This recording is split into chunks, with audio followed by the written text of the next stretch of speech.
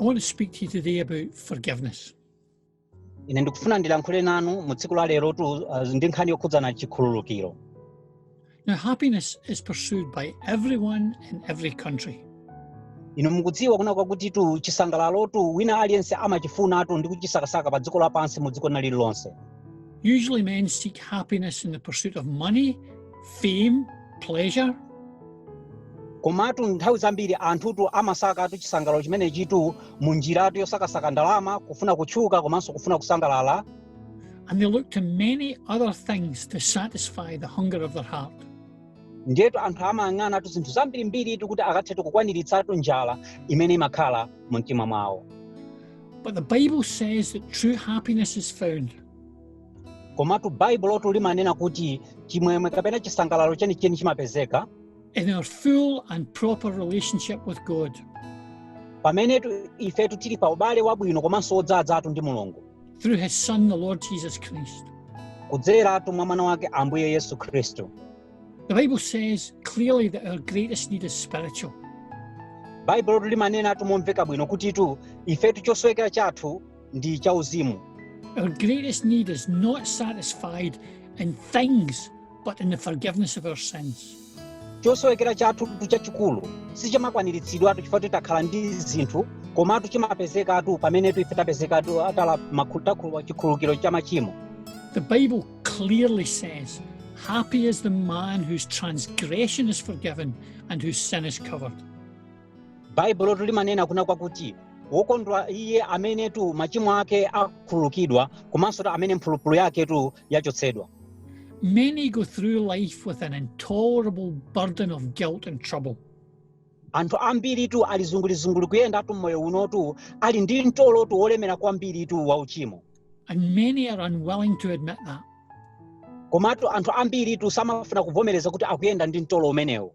Our Creator God has built into every human Mulungu wathu amene ndi mlengi wathu analengatu mwa munthu wina aliyense a knowledge of right and wrong. Chidziwitso cha zabwino komanso zoyipa. And we all know the heaviness of a conscience. Ndipo ife timadziwa kulemeratu kwa chikumbumtima cha zoyipa. We know we have done wrong, not only for ourselves, Ife timadziwa kuti tapanga zoyipa osakhala tangozipangira ife tokha zoyipazo, or to other people, komanso kwa anthu ena, but before God, who will one day hold us to an account. komatu makamaka pamaso pa Mulungu amene tidzayimatu ndi kuyankha pa zonse zimene tapanga. The Lord Jesus told of two men, Ambuye Yesu Kristu analankhula za anthu awiri, one with a very large debt and one with a smaller debt that needed to be paid. Winatu amene anali ndi chingongole chachikulu komanso wina anali ndi ngongole yochepa, koma ngongole zonsezo zimayenera kuti zibwezedwe. But they both had the same problem.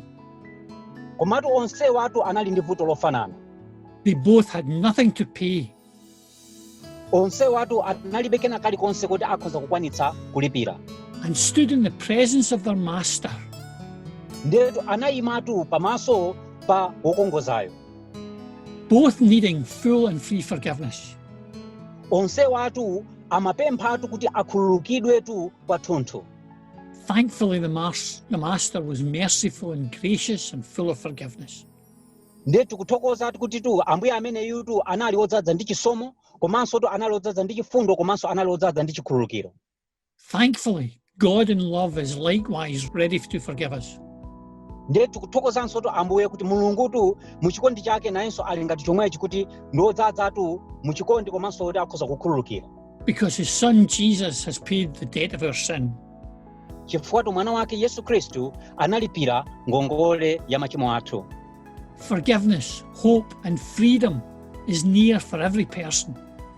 Chikhululukiro, komanso chiyembekezo, komanso mtendere uli pafupi ndi wina aliyense.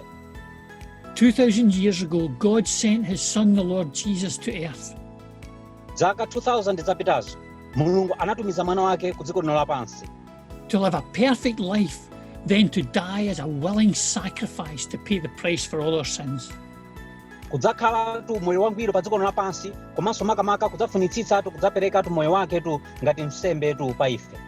By his death and resurrection, kudzera mu imfa yake komanso mu chiukitso chake. All who repent and fully trust in Christ Onsetu amene alapa ndi kuyika chikhulupiriro chawo pa Yesu Khristu can know the full and perfect forgiveness for sins, akonzatu kudziwatu kudzaza komanso ungwiro wa chikhululukiro cha machimo awo, and salvation for time and eternity.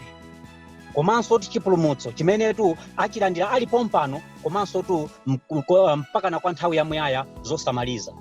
The Bible says the Lord is gracious and full of compassion, Baibulo limanena kuti Ambuye ndodzaza ndi chifundo cha chisomo komanso ndodzaza ndi chifundo, slow to anger and of great mercy.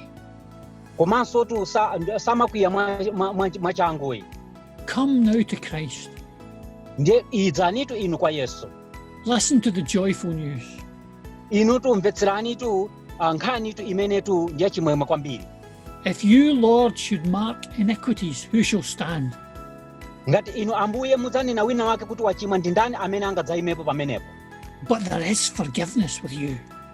Komatu pokhapokatu inu mupereke chikhululukiro. Come to Christ and receive forgiveness. Idzani kwa Yesu Khristu ndipo inu mulandire chikhululukiro.